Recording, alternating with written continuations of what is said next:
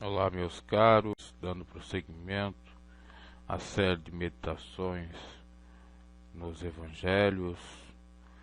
Vamos meditar nessa segunda edição, capítulo 1, versículo 18 em diante.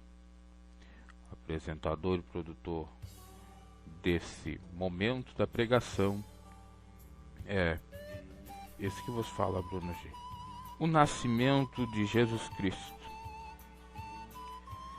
Versículo 18, capítulo 1 de São Mateus.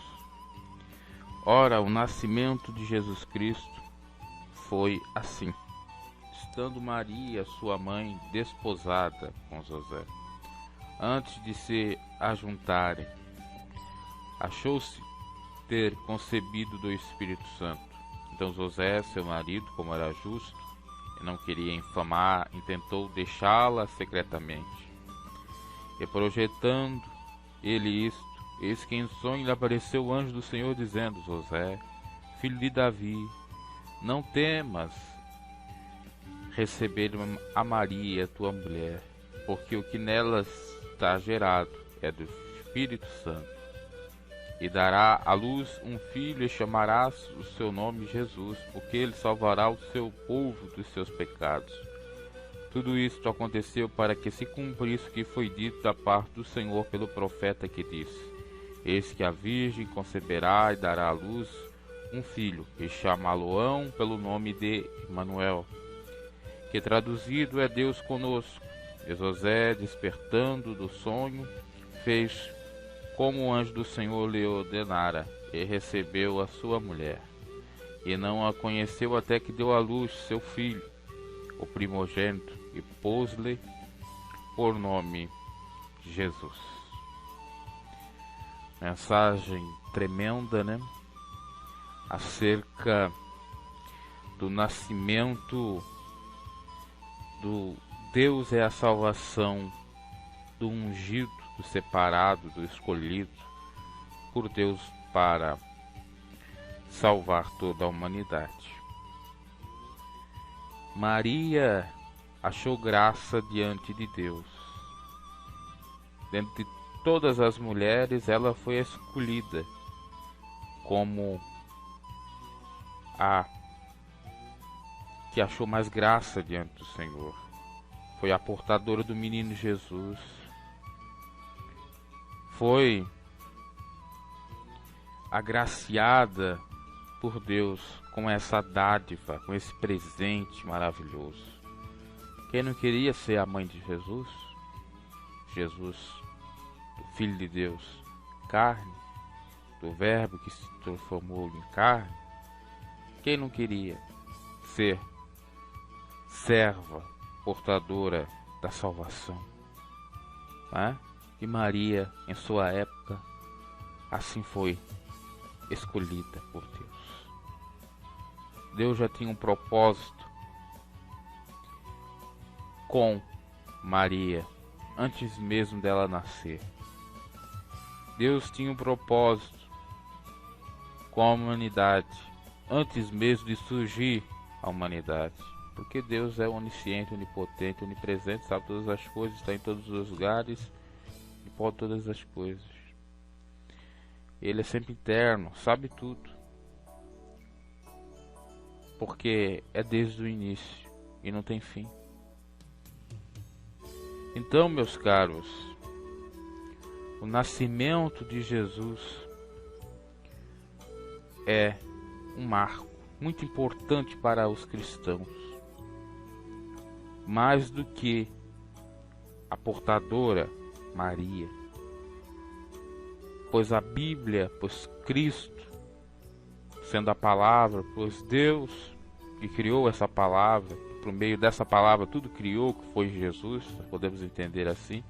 Quando Deus dizia haja luz, a palavra ali Jesus estava.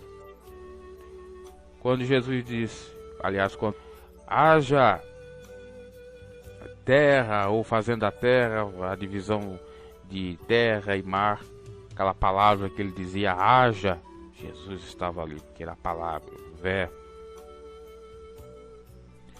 Ou para os gregos, o logos, a razão. de tudo. Então, Jesus é mais importante do que Maria. Essa Maria idolatria, né, ou para os Mario idólatras, ou mariolatria, veja, perceba que a Bíblia, que Jesus, que a palavra não diz para nós cultuarmos a suposta mãe de Deus, porque ela era mãe de Jesus na terra, não mãe de Deus, porque Deus não tem mãe. Isso não é misoginia alguma, não é aversão às mulheres, porque Deus não tem sexo, é assexuado. Então, como que Maria pode se equivaler a Jesus Cristo? Não tem como, meus caros. Até porque Jesus nem foi feito do coito habitual, normal, onde o óvulo fecunda com o espermatozoide e assim gera uma criança, um feto, um bebê, uma criança. Não. Fruto do Espírito de Deus, sem óvulo, sem espermatozoide, uma maneira misteriosa, milagrosa, nasceu. E se nasceu sem conjunção carnal, sem o coito, como que Maria pode ser a mãe de Deus? Ela seria hoje o equivalente a uma mãe barriga de aluguel. Ela não é mãe. Ela é mãe quando está no seu ventre. Mas ela é uma prestadora de serviço na realidade. Quantos casais que não podem ter filhos que acabam se valendo dessa possibilidade de delegar a uma terceira para que carregue o seu filho ou filha que foi manipulada ou manipulado, trabalhado em laboratório, né? Veja só, é nesse sentido. Como não teria a possibilidade, sim, mas não seria óbvio, não seria certo, ou não teria assim uma melhor aceitação, vamos colocar assim, se Deus fizesse um novo Adão do pó. Ele se valeu do procriar da geração, né? Depois de Adão foi procriando, não foi saindo do pó, para colocar um novo Adão, Jesus, né? Porque se ele fizesse do pó novamente, muitos não iam crer, ou iam crer de modo hipócrita. Então ele provou a humanidade, fazendo Jesus nascer na barriga de uma mulher. E esse que nasceu da barriga da mulher seria o que ia pisar a cabeça da serpente, conforme prometido na queda de Adão e Eva. Olha que interessante. Então por isso que Jesus veio da barriga de aluguel, entre aspas, de Maria. Maria, portanto, é uma prestadora de serviço, é uma serva, não é mais do que Jesus, não é mais do que Deus, não é mãe de Deus, não é mãe de Jesus. Jesus com a sua natureza divina, com a sua natureza carnal, ok, consanguínea, sim, legalmente, sim, consanguineamente, sim. Agora, espiritualmente, não. E até mesmo, se nós formos analisar, biologicamente, né, sendo estrito senso, também não. Porque a bio dele, a vida, veio do Espírito Santo e não do coito. Passa a ser consanguíneo pelo fato de estar no ventre de Maria, né? E de receber nutrientes do seu sangue. Aliás, a sua alimentação passa, obviamente, pelo cordão umbilical, e ali passa sangue, ali passa tudo, né? Então, nesse sentido, mas biologicamente não. Foi axiado. E nós devemos ser que nem Maria, né? Interessante é que os exemplos de Maria, as outras Marias que a Bíblia fala, são sempre, né, sendo personagens bíblicos bons. Dão sempre uma mensagem. Porque você vê a passagem de Jesus já grande, de Marta e Maria. Quem que escutou a voz de Jesus? E quem que estava afadigado com as coisas dessa vida? Marta. Maria ouvia a voz de Jesus. Maria Madalena se arrependeu dos seus pecados, estava com Jesus. Existia uma outra Maria, e Jesus teria expulsado os demônios. Muitos dizem que seria a mesma Maria Madalena, outros já dizem que seria a outra, né? Que São Lucas parece que fala, outros evangelistas falam, mas também que servia o Senhor. Então as Marias, né, sempre tinham um destaque positivo na obra de Cristo. E Maria, sua mãe, entre aspas, não seria diferente.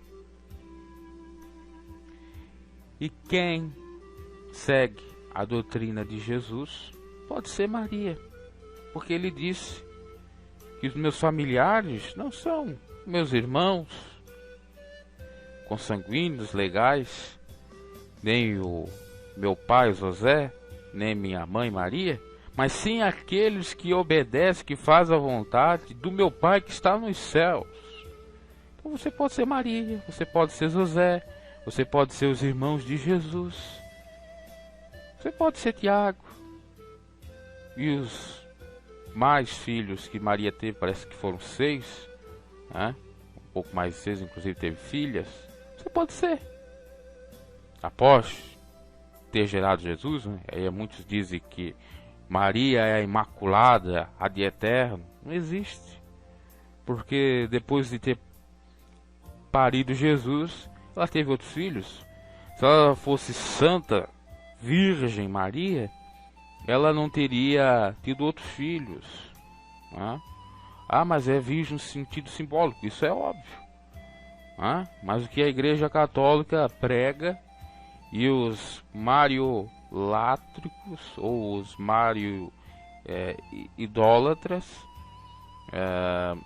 acaba afirmando que não, Maria permaneceu íntegra, virgem. Não é verdade.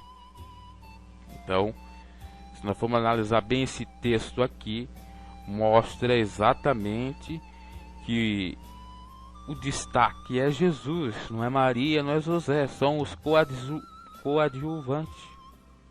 Então, aquilo que é considerado num filme, numa novela, como os secundários, aqueles que ajudam os protagonistas, os principais. Maria e José são coadjuvantes. Secundários. Poderiam ser qualquer um. Deus, claro, escolheu aqueles, ok. Escolheu Maria, escolheu José para serem pais na terra de Jesus.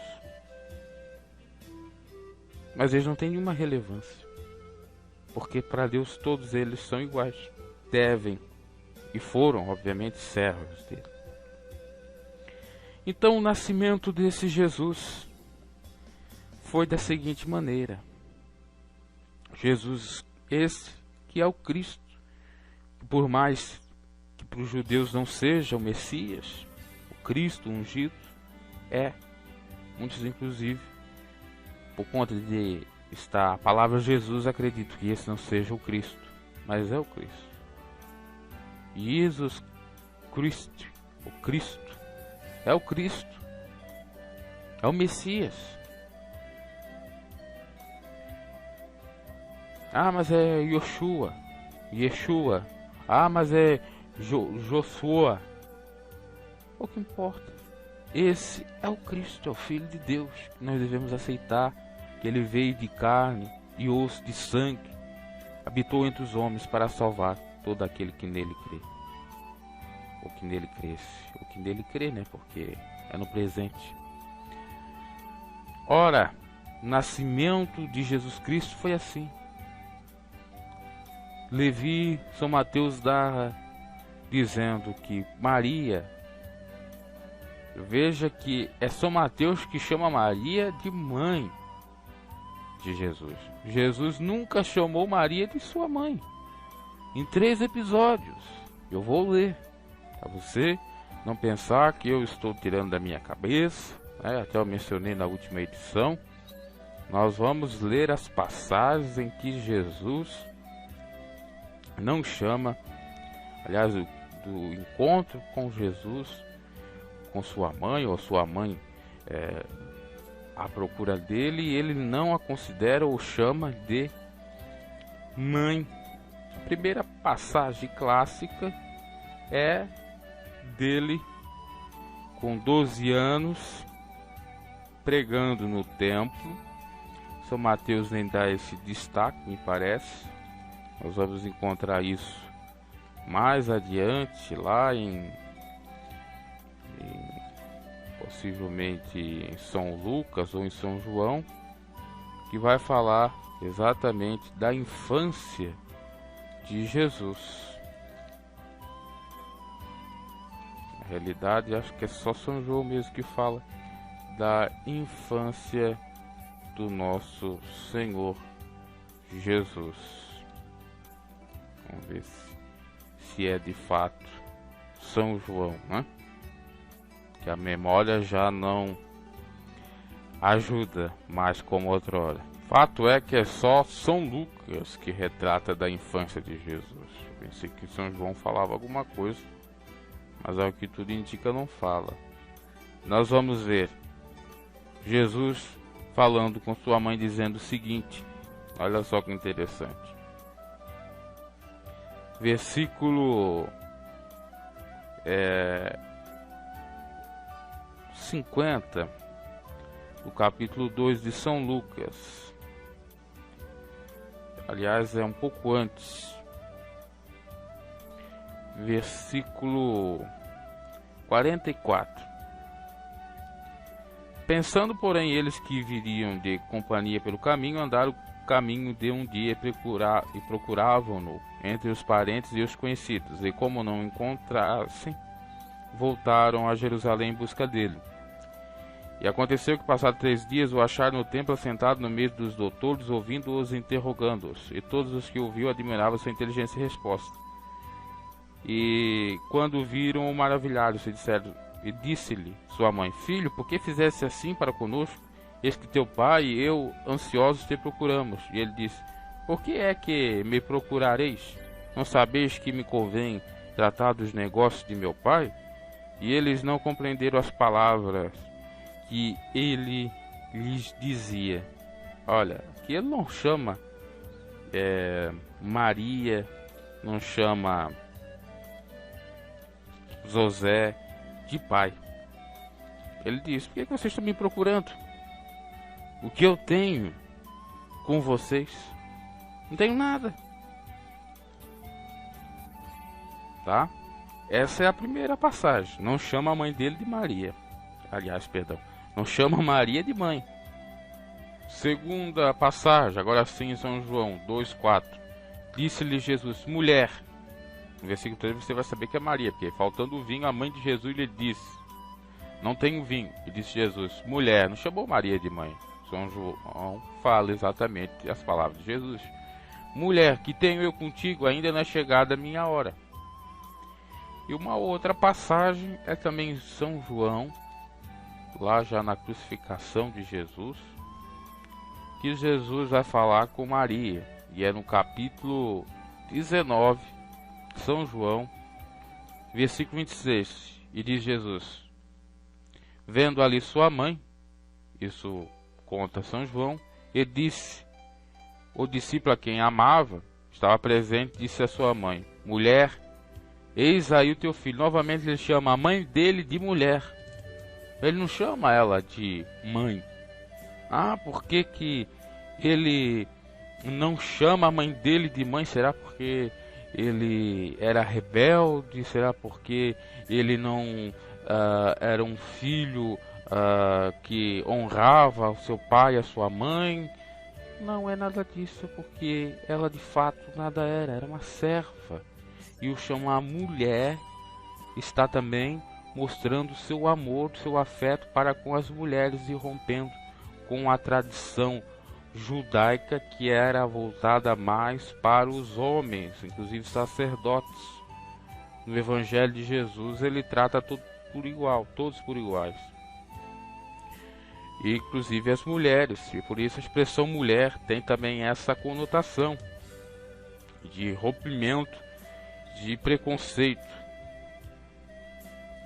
E muitos ainda dizem também que Jesus chamava assim sua mãe de mulher em questões específicas, né, que assim foram tratadas pelos evangelistas.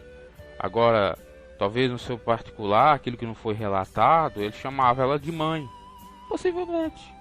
Mas nós vemos que nos locais, nos episódios mais assim que chamasse atenção, né, que realmente seriam importantes, ele não chamou mulher, a mãe dele de mulher, ou seja, em público ele não chamou Maria de mãe, não chamou ela quando estava sendo falando com os sábios, não chamou Maria de mãe, nem o seu pai de mãe, aliás, seu pai de mãe, seu pai, José de pai, não chamou mãe nas bodas de Caná e não chamou mãe quando está sendo crucificado. Então, publicamente ele não chamava Maria de mãe, né? Porque ele considerava, obviamente, ela como uma serva, uma mulher, prestadora de serviço. Isso é interessante para ser falado e acabar aí com os idólatras de Maria. Os mariolatras, é até um termo complicado de falar, né? Maria idolatria ou Maria latria, adoração a Maria, né? Tendo Maria como uma ídola, não existe isso.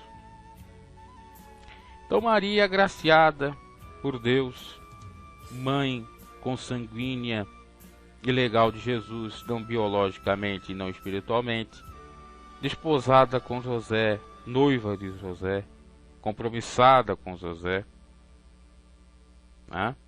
E o estar compromissada ou noiva de José, na sua época, era compromisso de fidelidade, de virgindade, de sexo após casamento, que é essa tradução da época judaica, inclusive.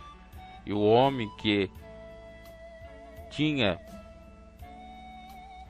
a sua mulher e ela já tivesse praticado o coito, ou ele mesmo antes tivesse abusado dela, né, segundo a lei e a tradição mosaica, ele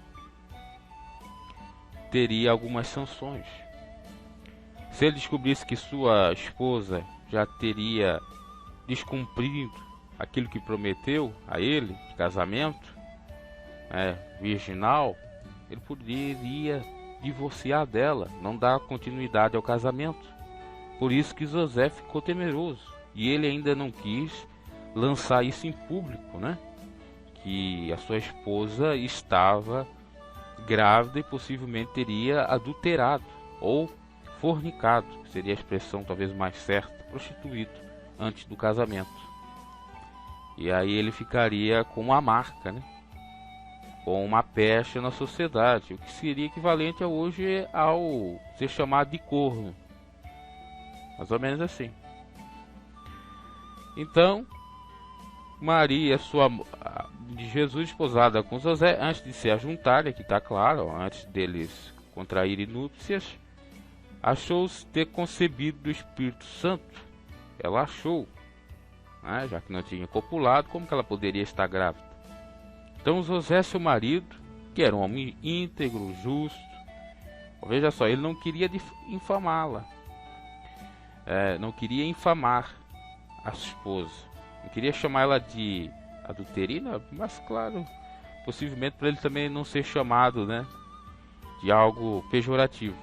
Então secretamente achou conveniente deixá-la, e tentou, né?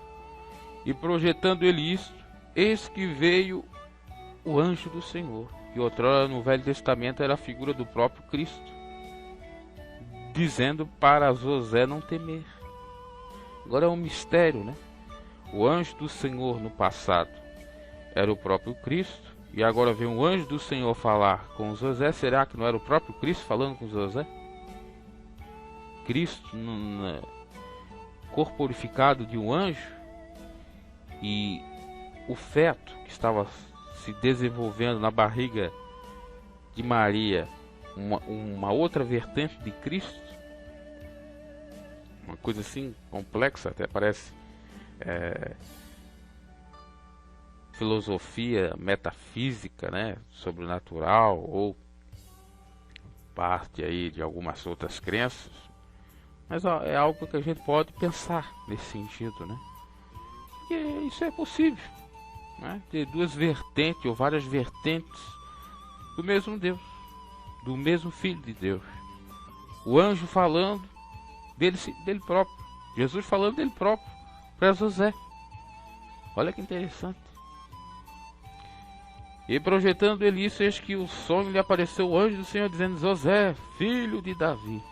José não era filho de Davi, nós vimos na genealogia que José era filho de Jacó. Isso é de acordo com a promessa. Veja que o anjo fala: olha, José, você é filho de Davi. Você está sobre a promessa de Davi, sobre o trono de Davi. Você pertence à tribo de Judá. Tudo no simbolismo. Não temas em receber a Maria, tua mulher. Não temas.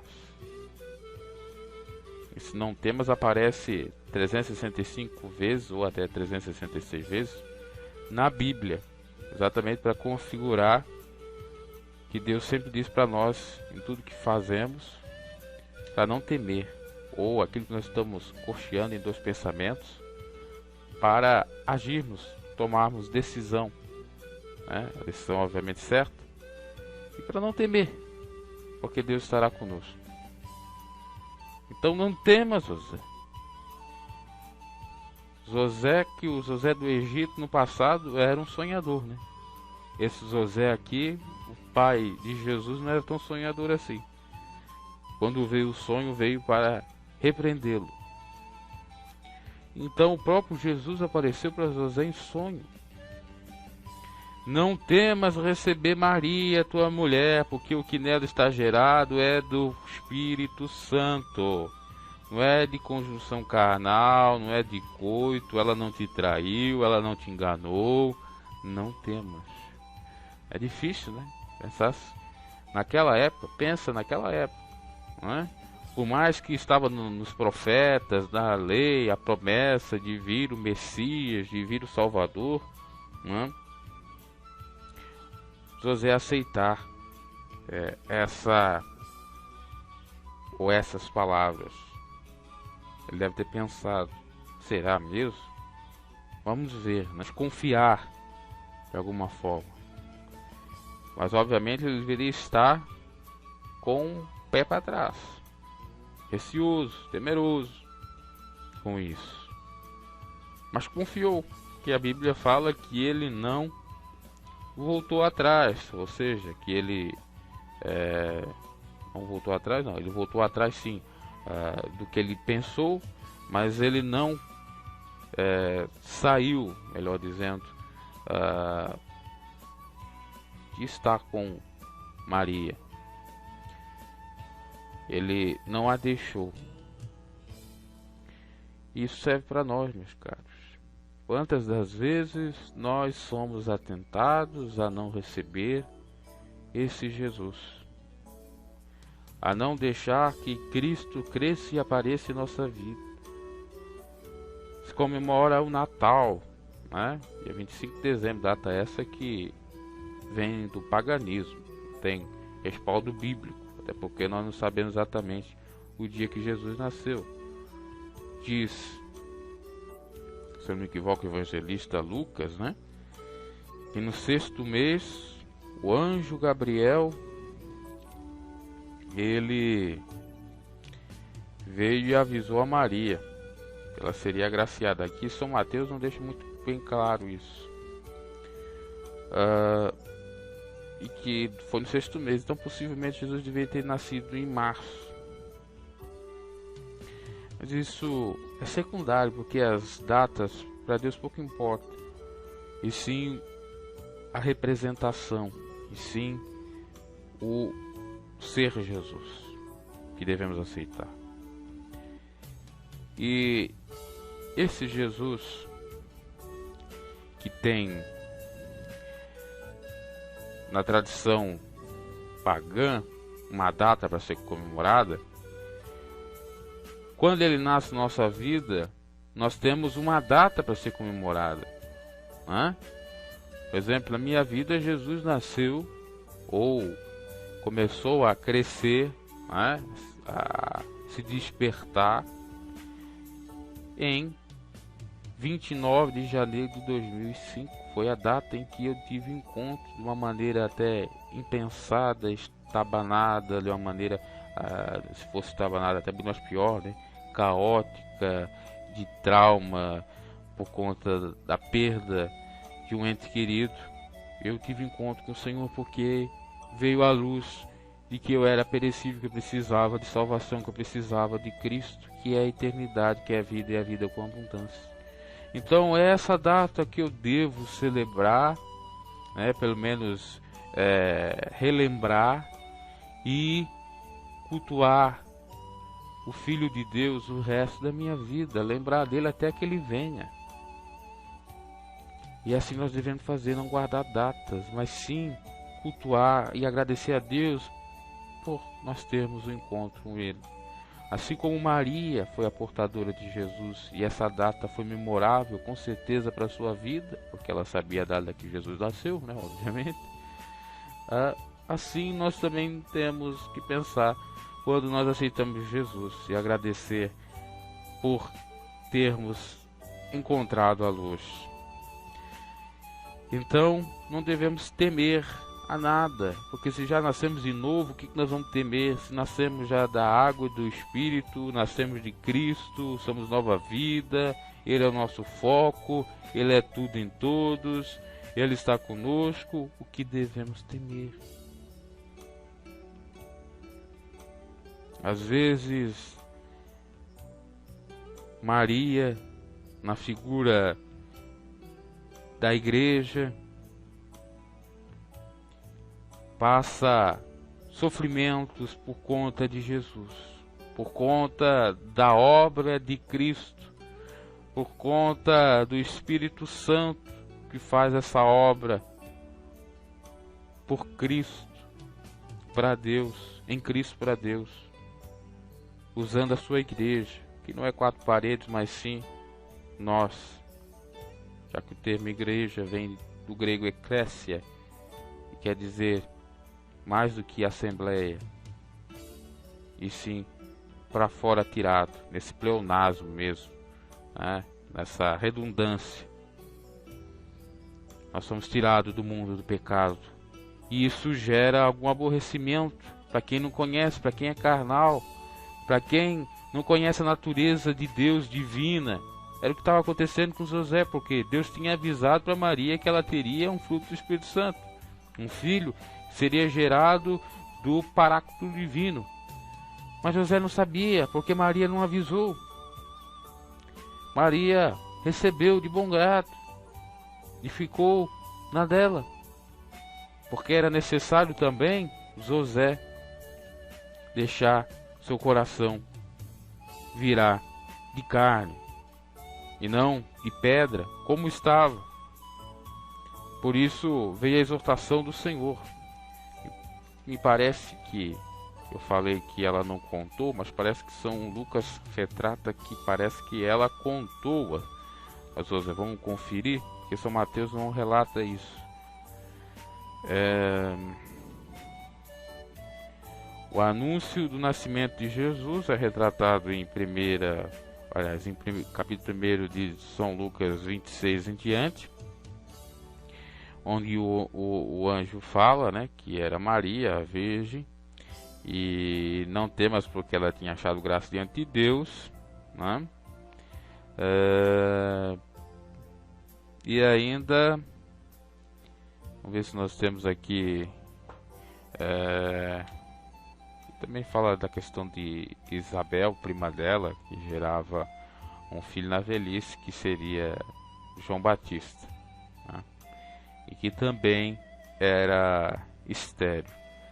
E disse: então Maria, eis que a serva do Senhor, cumpre-se em mim segundo a tua palavra. E o anjo ausentou-se dela. Quer dizer, Maria foi serva. Olha que interessante, né? Até tem um canto de Maria. Fazendo uma leitura assim por cima, eu vi que não tem nenhuma menção de que Maria falou para José. Aqui São Mateus retrata que o anjo falou com José, lá nem isso retrata, né?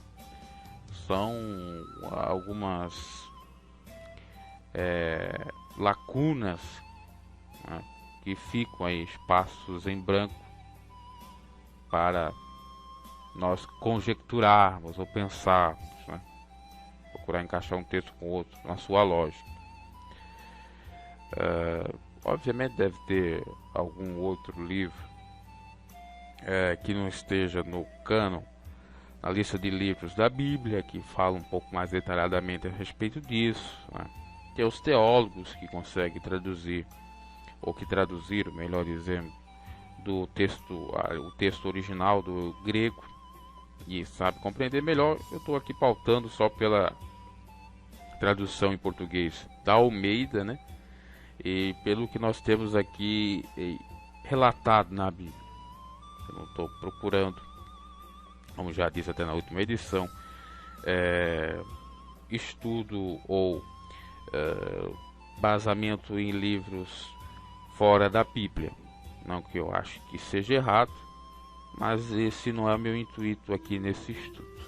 Poderá ser numa outra oportunidade.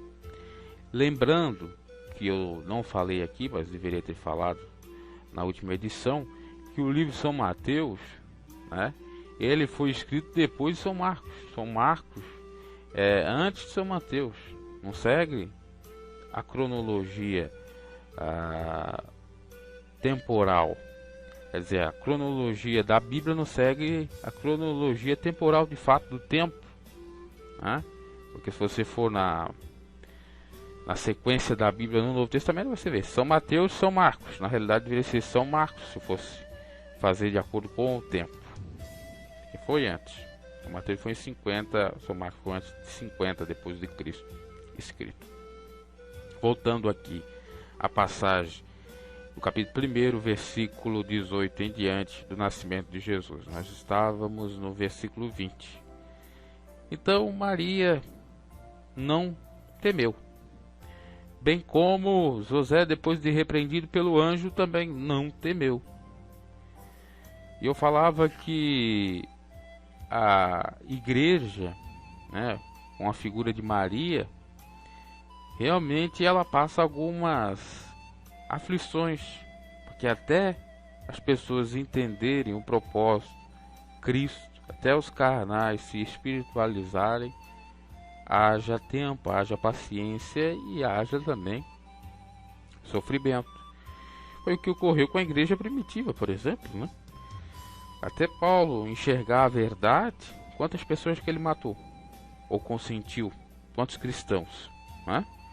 Tanto é que quando ele se converte, aquele que perseguia passa a ser perseguido. Olha que interessante, né?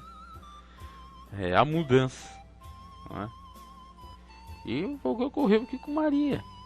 Tinha alcançado a graça, já sabia, avisada por Deus. José ficou ressentido, né?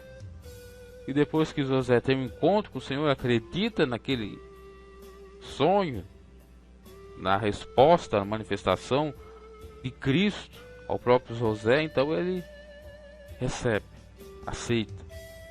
Isso é a importância da santidade, a importância do temer ao Senhor, que é o princípio de toda sabedoria, a importância de confiar no Senhor.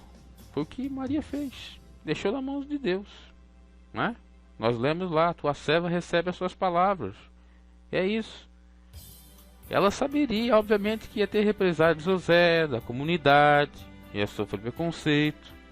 Mas ela não ligou, porque ela creu que de fato foi o anjo do Senhor que falou com ela e que Jesus nasceria dela por obra do Espírito Santo. E às vezes as pessoas não creem. Os cristãos não creem de fato em Cristo. Tem que apalpá-lo, tem que fazer que nem São Tomé. A fé não é essa. A fé é o firme fundamento das coisas que se esperam e a prova das coisas que não se vê. Foi isso que foi isso que justificou Maria, a fé dela, e essa fé genuína que está descrita na palavra de Deus em Hebreus 11:1. O resistir de José passou após que ele teve a repreensão do anjo do Senhor. Ele aceitou e abraçou a causa de Maria, ou de Deus na realidade, né? Por mais que sofresse, né? Por mais que ele chegasse diante dos seus amigos, diante dos seus conhecidos na sociedade, e dissesse, não, ela está grávida, mas é fruto do Espírito Santo, e eles rissem da cara dele dizendo, esse mesmo gosta de ser corno, né? Com certeza ele ouviu isso, meus caros. Mas ele não temeu, confiou no Senhor, porque sabia que ali era o cumprimento da palavra, das profecias a respeito do Messias que viria. Quantas vezes nós realmente descremos dos propósitos de Deus, achando que não tem como, é ilógico, mas os pensamentos de Deus não são iguais aos nossos. Poderia ser tão simples Deus ter criado Jesus, ou ter trazido Jesus para a terra, ou ter feito do pó da terra um novo Adão, né? Ou ter criado uma mulher e um homem que tivesse a cúpula, ou a cúpula fizesse o coito, né? Não é cúpula, é cópula, quer dizer coito, quer dizer sexo. Então assim gerasse Jesus, ambos virgem, ambos novos, nascidos do pó e da terra. Ou poderia mesmo deixar normalmente um homem ou uma mulher ter feito alguém, que seria então Jesus. Ou descido, né, o mais óbvio, descido Jesus dos céus, já no formato de menino. Poder, para isso ele tinha e tem.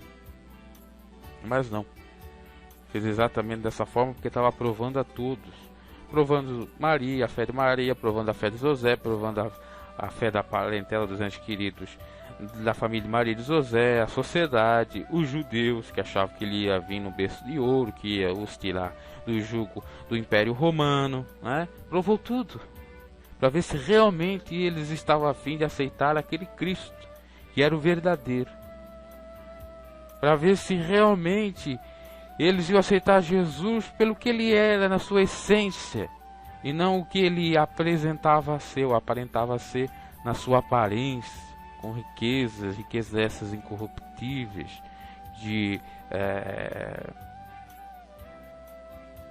esse mundo, né? Coisas que não tem um valor para Deus, né? Poder, fama, dinheiro, não tem valor. São bens corruptíveis. Bem incorruptível é a salvação, é a vida eterna. É esse projeto que é lançado a partir de Jesus. Olha que interessante. Deus prova a todos nós, prova a nossa fé. Por isso aqueles que aceitaram de fato Jesus realmente creram nele. Por isso que Jesus dizia, eu sei. Aqueles que têm crido, eu sei o que está no coração dos homens. E aqueles que me honram de lábios, mas seu coração está distante. Jesus sabia de tudo, porque ele tinha o poder da onisciência. E foi assim que Deus fez, exatamente para confundir a sabedoria dos sábios. Aquilo que Paulo fala, que a loucura de Deus é mais sábia que a sabedoria dos eruditos, e a fraqueza de Deus é mais forte que a força dos robustos, dos valentões. Olha, é Deus trabalhando. Por isso nós temos que confiar, que a fé é isso, é confiar no inimaginável, no invisível, é confiar, é crer naquilo que não tem lógica, mas que tem uma lógica, é ilógico do nosso ponto de vista, mas lógico do ponto de vista de Deus. Versículo 21: E darás à luz a um filho, e chamarás o seu nome Jesus, porque ele salvará o seu povo dos seus pecados. E você já deu à luz ao Filho de Deus, Jesus? A igreja, que diz Igreja do Senhor, já deu à luz ao Filho de Deus, cumprindo o amor, gerando por conta do amor, tendo por conta do amor.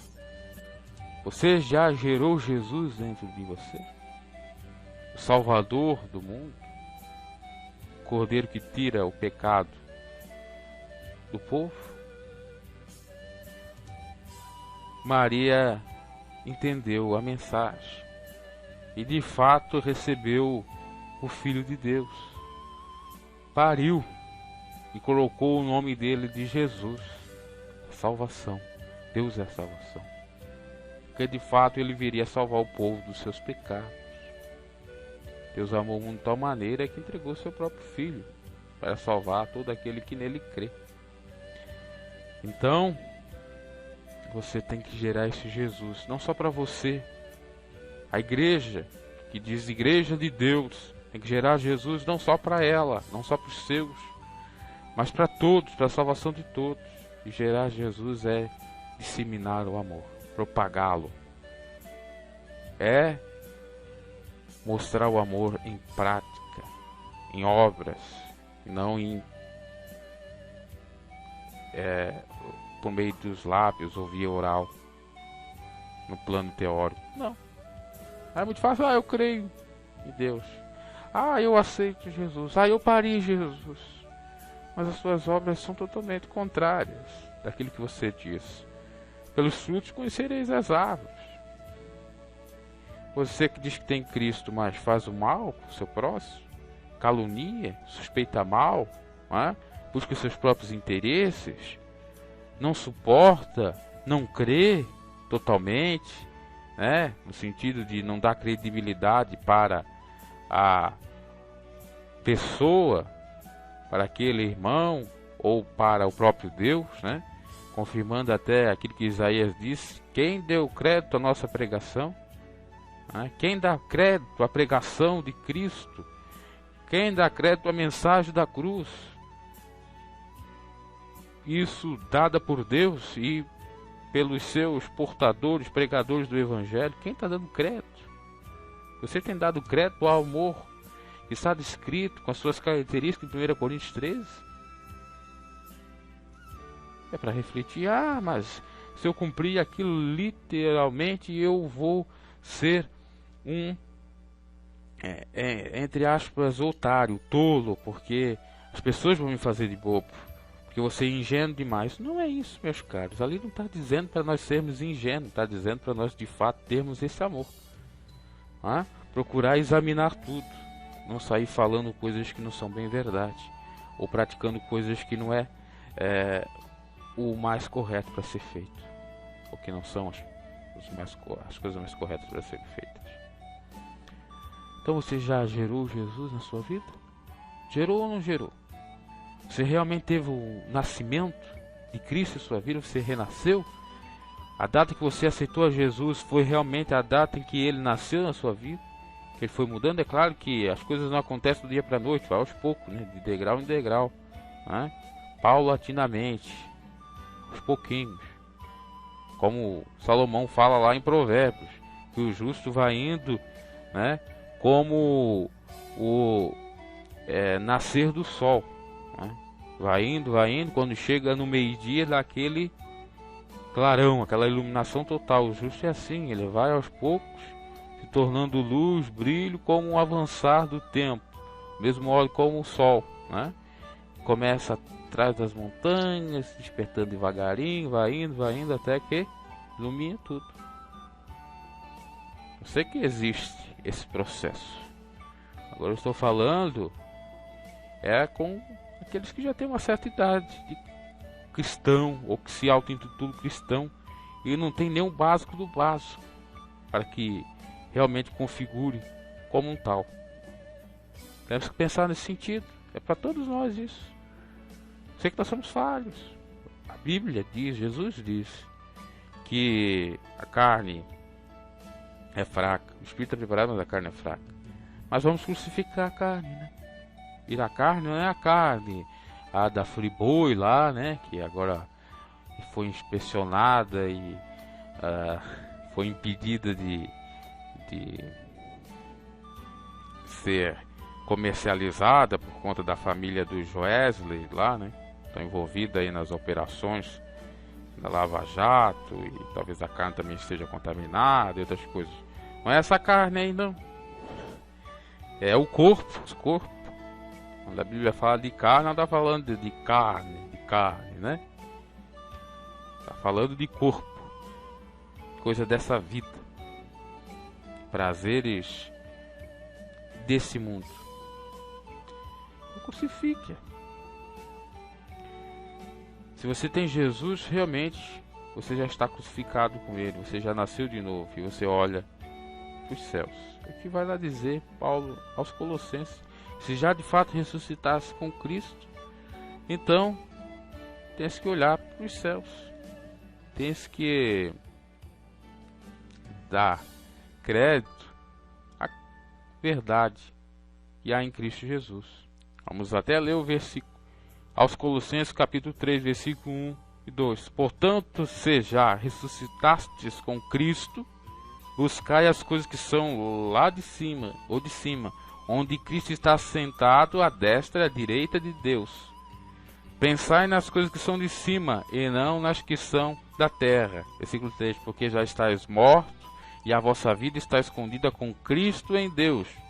Quando Cristo, que é a nossa vida, se manifestar, então vos manifestareis com Ele em glória. É versículo 4. E o versículo 5 diz ainda: mortificai, pois, os vossos membros que estão sobre a terra: a prostituição, a impureza, o apetite desordenado, a vil concupiscência, a avareza, que é a idolatria. Por essas coisas vem a ira de Deus sobre os filhos da desobediência. Então, se você aceitou Jesus, você crucifica os seus membros carnais, o seu corpo. Você vive no amor de Deus, que é amá-lo sobre todas as coisas e ao próximo a si mesmo. E tudo isso aconteceu para que se cumprisse o que foi dito da parte do Senhor pelo profeta, que diz: eis que a virgem, se não equivoco foi o profeta Isaías, eis que a virgem conceberá e dará à luz um filho, e chamá-lo-ão pelo nome de Emanuel, que traduzido é Deus conosco. Você quer Deus contigo? Você quer que Deus seja contigo? Então, deixe Cristo nascer em sua vida. Deixe Ele trabalhar. Eis que estou à porta e bato. Se você abrir, eu serei contigo, tu comigo. Deixe Ele nascer. Se você quer Deus com você, e Ele promete, Jesus mesmo diz: eis que estarei convosco até a consumação dos séculos, e os séculos ainda não foram praticamente todos consumidos, né? Entre aspas, porque depende do ponto de vista, pode ter sido consumido, mas eu estou no sentido simbólico. Ele está com você se você deixar Ele permanecer em sua vida. Se você se achegar a Ele, Ele se chegará a vós. Se você der ouvido a Ele, tudo na sua vida será abençoado. A Bíblia diz que se nós chegarmos a Deus, Ele chegará a nós. São João fala em Apocalipse que Deus está à porta e bate. Quer dizer, quando aquela máxima que diz o ditado, né? Se Maomé não vem até nós, nós vamos até Maomé. Se a montanha, melhor dizendo, se a montanha não vem até nós, nós vamos até a... É uma coisa assim, né? Se Maomé não vem até nós, ou se Maomé não vai até a montanha vai até a Maomé. É isso aí. Da mesma maneira, se nós não vamos até Deus, Deus vem atrás de nós para dar a sua oportunidade, para dar a sua chance, né? Porque Deus é misericordioso, Deus nos ama de fato, e por isso nós temos que dar ouvido a Ele. Não podemos resistir. Nós queremos a paz, aqui Deus é a paz. Jesus, no caso, Príncipe da paz, Pai da eternidade, justo, maravilhoso, Emmanuel, Deus conosco, tudo que o profeta Isaías, há precisamente 600, 700 anos antes de Cristo profetizou, se cumpriu em Jesus com o nascimento do mesmo, e se cumprirá na nossa vida se nós deixarmos Ele nascer em nosso ser, mudando nossos pensamentos, a nossa mentalidade, nosso modo de proceder, de agir, de falar. Não é fácil, mas também não é difícil, basta querermos. E José despertou-se, ou despertando do sonho, fez como o anjo do Senhor lhe ordenara, e recebeu a sua mulher. Por que nós vamos duvidar? Vamos receber, não vamos resistir, porque Deus resiste ao soberbo e dá graça ao humilde. José aqui mostrou humildade em reconhecer seu erro. Nós lembramos de Faraó, que não reconhecia seu erro, não queria permitir a saída do povo hebreu da sua tirania ou da sua escravidão no Egito. E Deus no que deu, perdeu seu exército, Deus abriu o mar vermelho. Então, termos um coração endurecido para com Deus é muito perigoso. Não deixarmos Cristo nascer em nós é muito temerário. Então é melhor nós obedecer do que sacrificar, do que resistir, do que endurecer o nosso coração, perdendo o nosso tempo. Deus fala conosco, fala em sonho, fala em visões, no meio dos seus servos, para nós mudarmos para melhor, para fazermos sua obra, para não ficar de braços cruzados, para sermos pessoas melhores. Então, vamos ouvir, para nos santificar.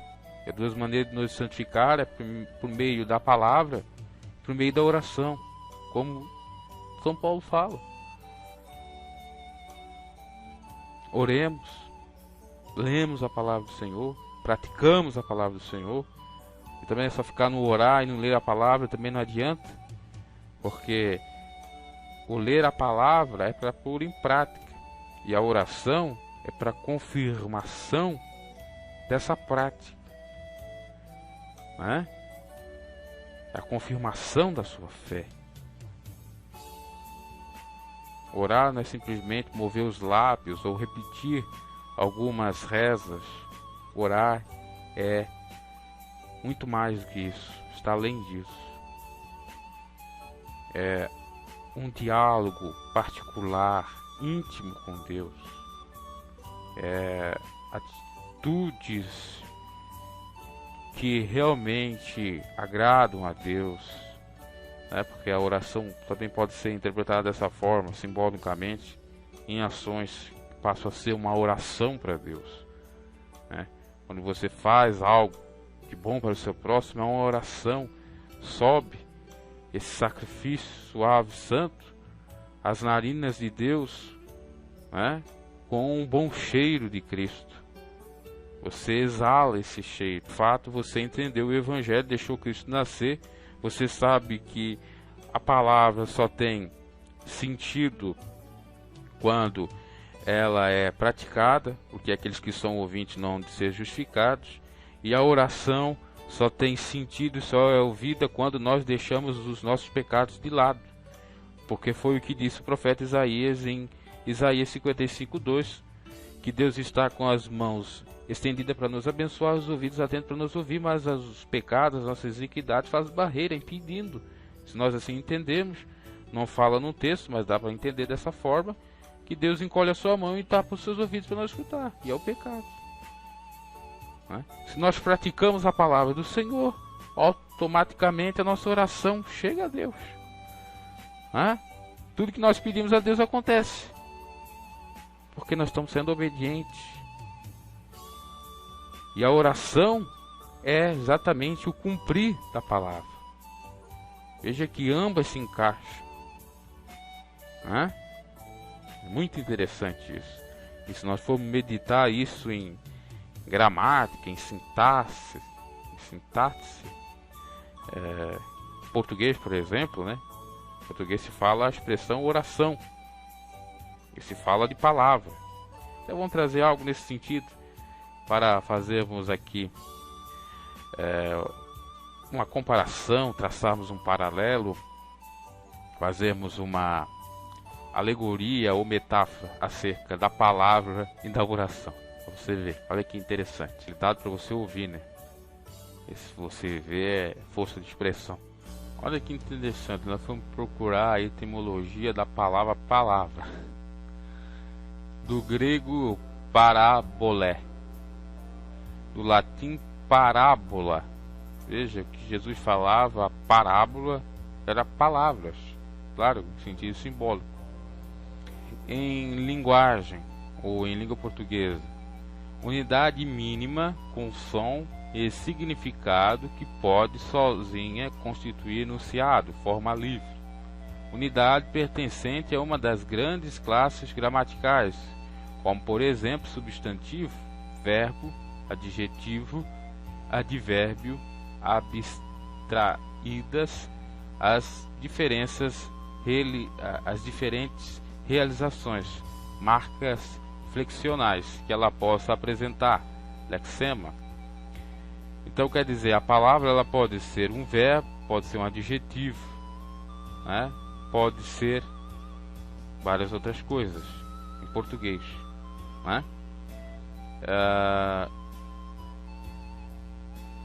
Biblicamente ou teologicamente ela pode ser sinônimo de doutrina, e é o que é, né?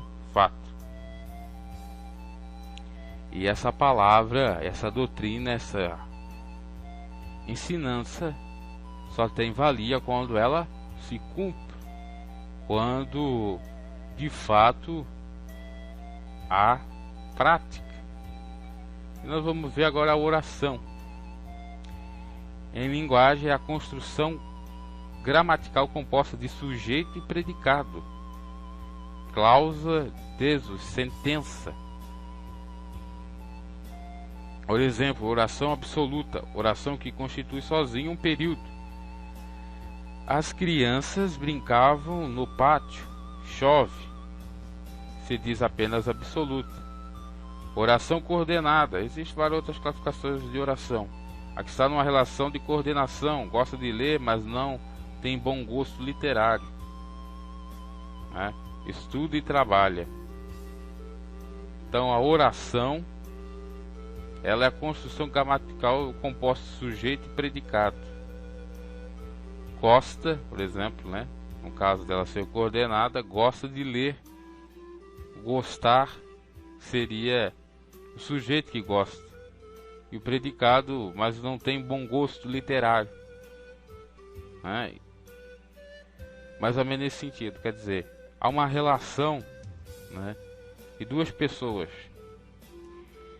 Isso, Deus, se nós trazemos simbolicamente, e a própria pessoa. Claro que ela, em teologia, significa súplica, discurso até mesmo, fala, sermão, prédica. Veja só, eu falei da oração e da palavra que elas se unificam, né? São praticamente a mesma coisa, não é verdade? Está tentando dizer isso.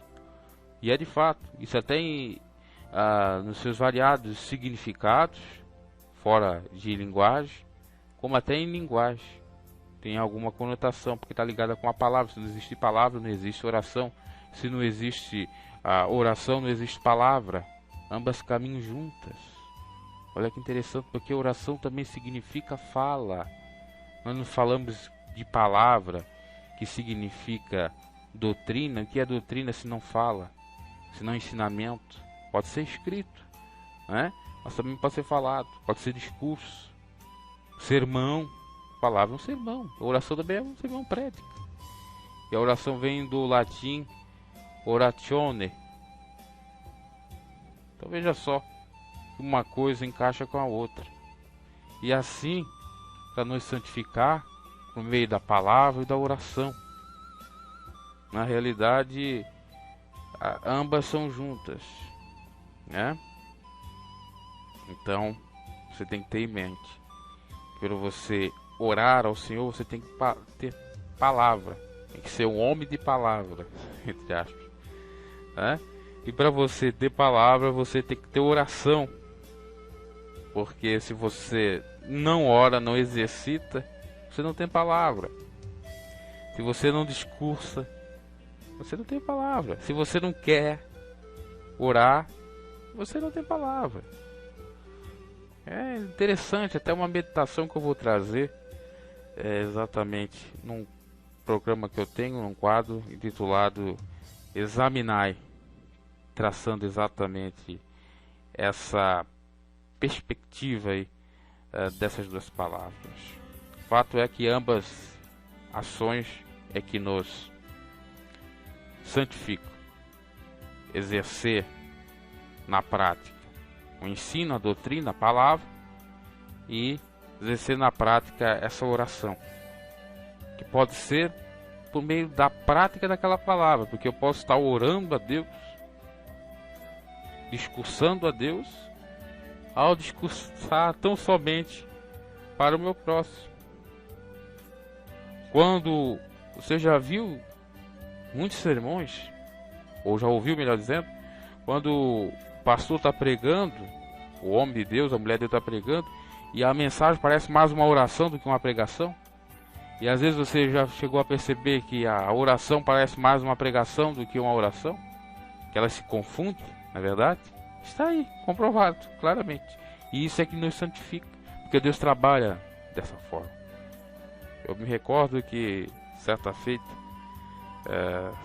quando pertencia à congregação aqui da cidade, eu ia para a igreja orar. E como eu já tinha lido a Bíblia praticamente toda, eu sabia muitos trechos bíblicos, inclusive versículos de cor. Então a minha oração já era uma pregação, porque eu orava: Senhor, me livra disso, porque está escrito na tua palavra que fazer isso é errado. Ô Senhor, e tal. E quando eu pregava, já era uma oração, determinadas pregações, porque havia a fluidez do Espírito Santo trabalhando no meu coração e no coração dos ouvintes. Porque Deus trabalha de N maneiras, que a gente até fica assim: como, né? Aí você já viu isso, já ouviu isso, né? E eu vi de outras pessoas e também vivenciei na pele essa grande verdade, esse mistério aí que está sendo nos revelado. Olha que interessante. Eu não preparei nada disso, porque eu venho aqui, gravo e deixo o Espírito de Deus falar. E vi na boca e eu vou falando, né? É de bate pronto. Eu não fico estudando, hoje eu vou falar sobre essa temática. Não. É assim, esse é o propósito. Vamos ver o trabalhar de Deus, né? A Bíblia não fala que abre a tua boca que eu te encherei? Então, tem que ter fé também. E o versículo 24, isso nós já lemos, né, José? Então, creu. E o 25, e não a conheceu até que deu à luz seu filho, o primogênito, pôs o nome de Jesus. Então ele obedeceu à repreensão do anjo e não, né, teve coito com ela, porque ela ainda estava sendo virgem. Ela produziu Jesus, ela teve Jesus, mas ela era virgem ainda, porque ela não tinha nenhuma conjunção carnal, em um coito. Ela estava virginal, era pudica, estava compromissada e cumprindo o compromisso de noivado com José.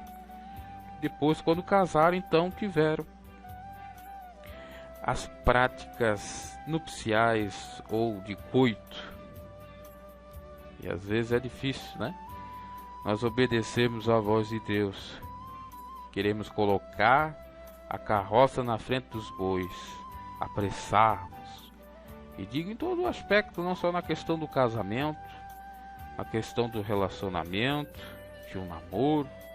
Até nos dias odiernos eu sou um pouco liberal, eu concordo, desde que haja sinceridade e amor de verdade, que uma menina e um menino podem já ter relações sexuais antes de casar legalmente no cartório, porque para Deus aquele namoro, se já tem 2, 3, 4, 5 anos, já é um casamento.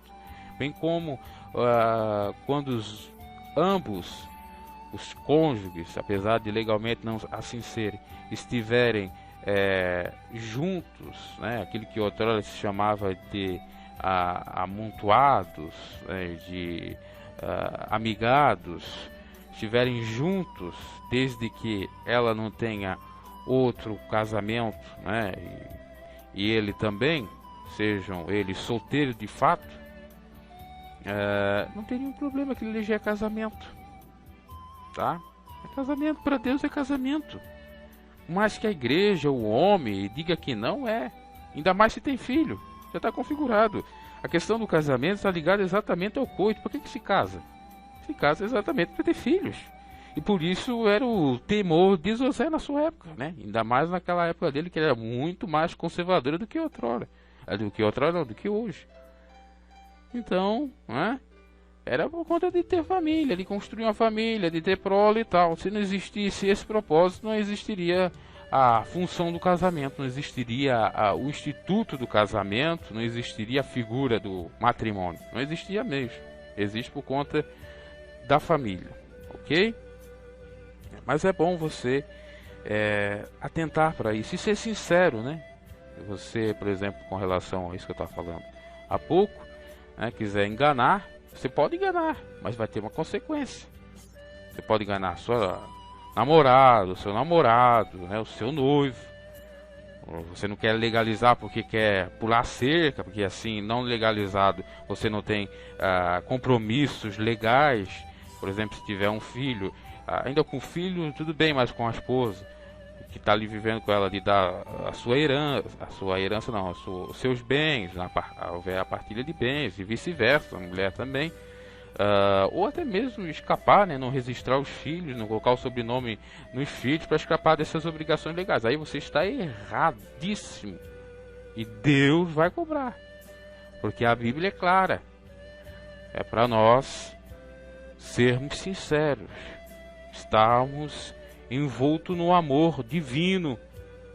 Se tivermos filhos, não é para irritá-los, não é para tirar o ânimo dele, e nós acabamos tirando quando não seguimos o que é correto, de acordo com os bons costumes, com a moral de Deus. Que se você obedecer à moral de Deus, os costumes divinos dos céus, a lei do Senhor, você automaticamente está cumprindo a lei da terra.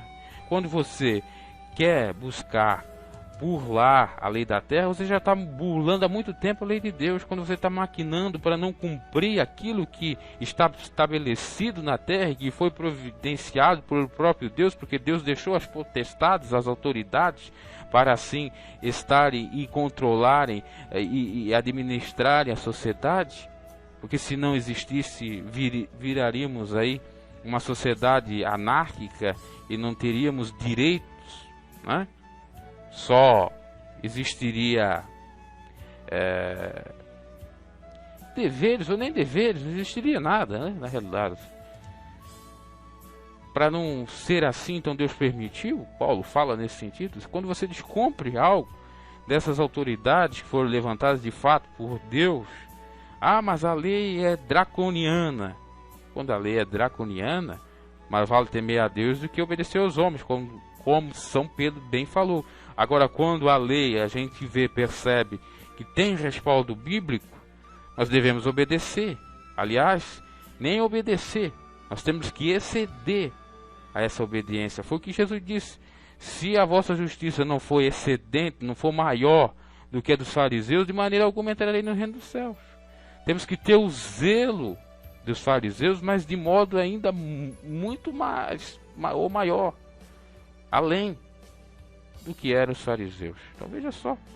E Deus vai tratar com isso, obviamente. É a Bíblia, não é eu que estou falando.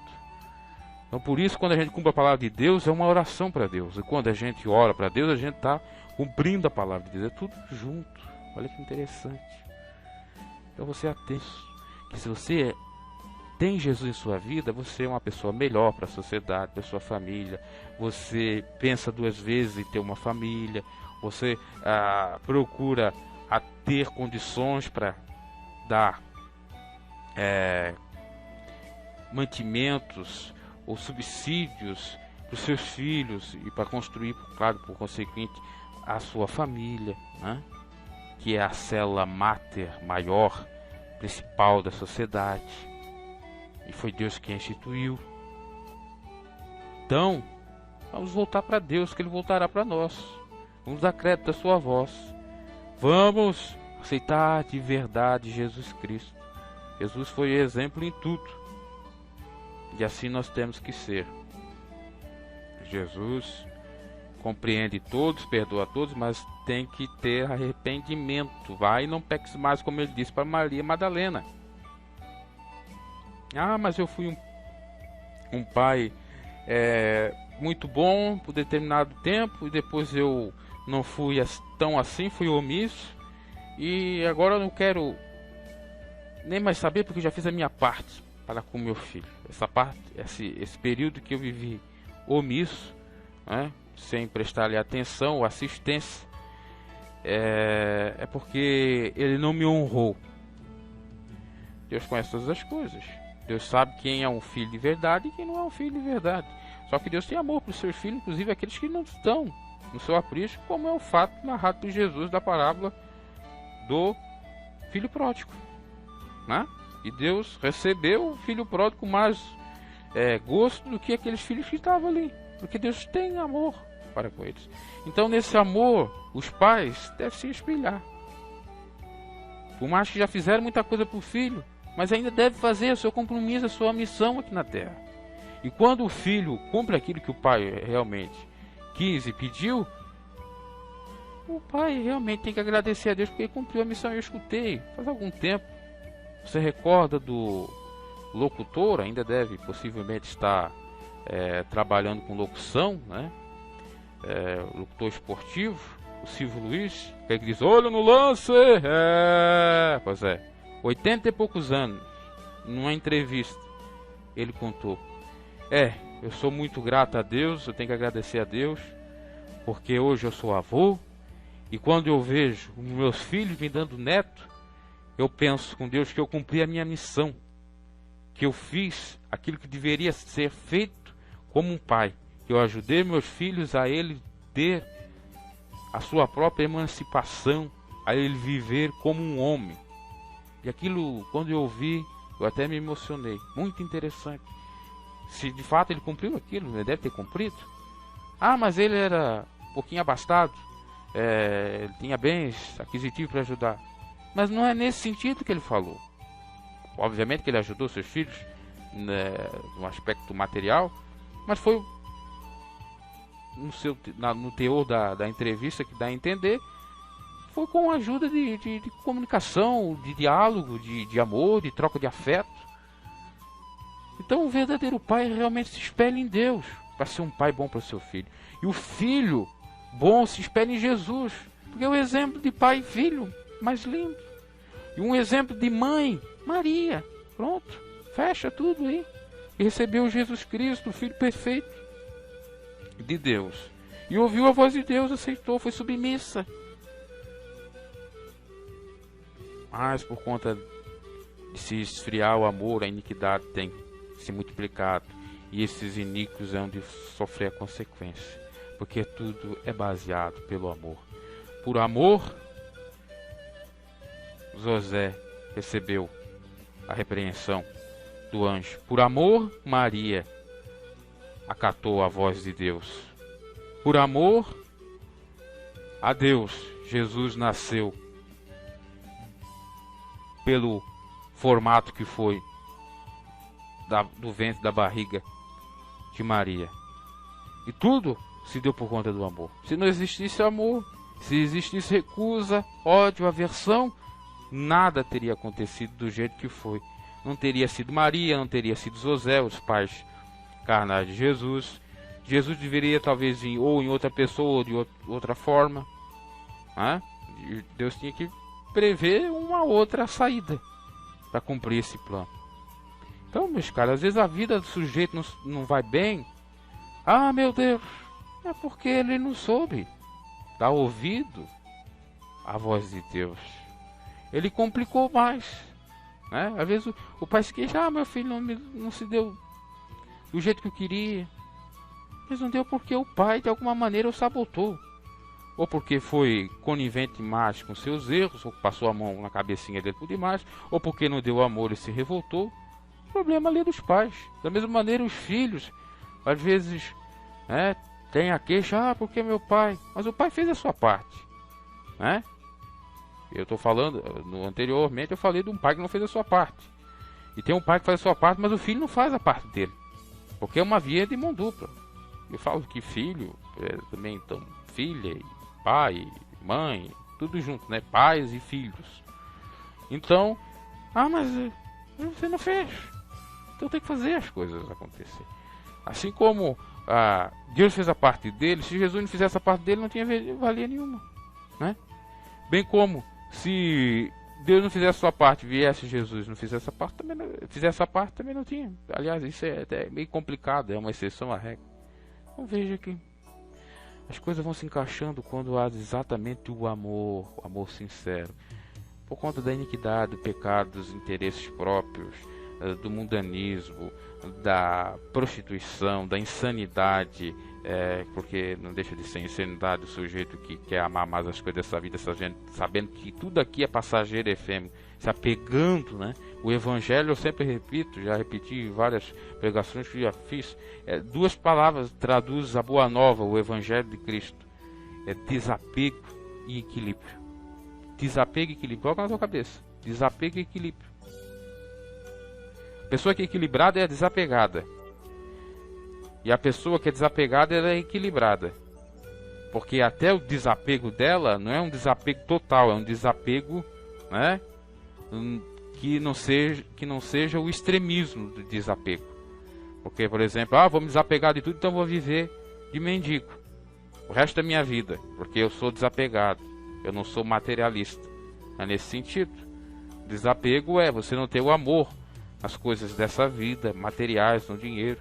É você ser Senhor, aliás, deixar o Senhor, Deus, Jeová, ser Senhor da sua vida, ou você ser, entre aspas, o Senhor, de você estar sob o domínio, porque tem Deus que lhe domina, que dá a instrução para não deixar as coisas dessa vida roubar o tempo de Deus da vossa vida.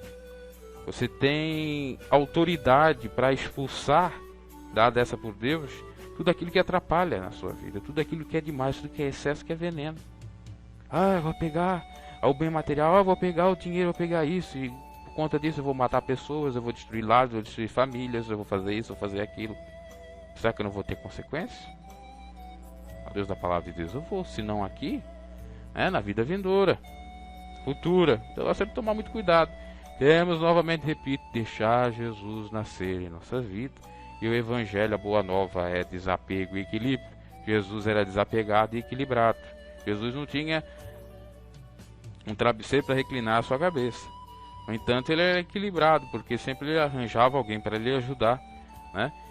Tinha pessoas que lhe ajudavam com serviços, as mulheres, alguém para lhe hospedar. Né? Jesus também não ficava de uma maneira extremista, isolado, era um baderneiro, como alguns já falaram aí que Jesus era baderneiro, né? Os esquerdopatas aí do Dudu, aliás, né, Dudu é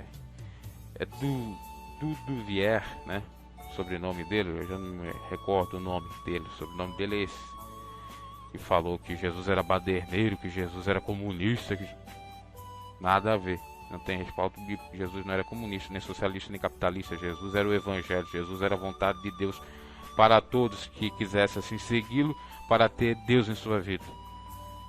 E tampouco Jesus era baderneiro, porque ele era equilibradíssimo, ao ponto dele pegar e se dignar com os cambistas no templo da casa de seu pai, e de chamar Herodes de raposa.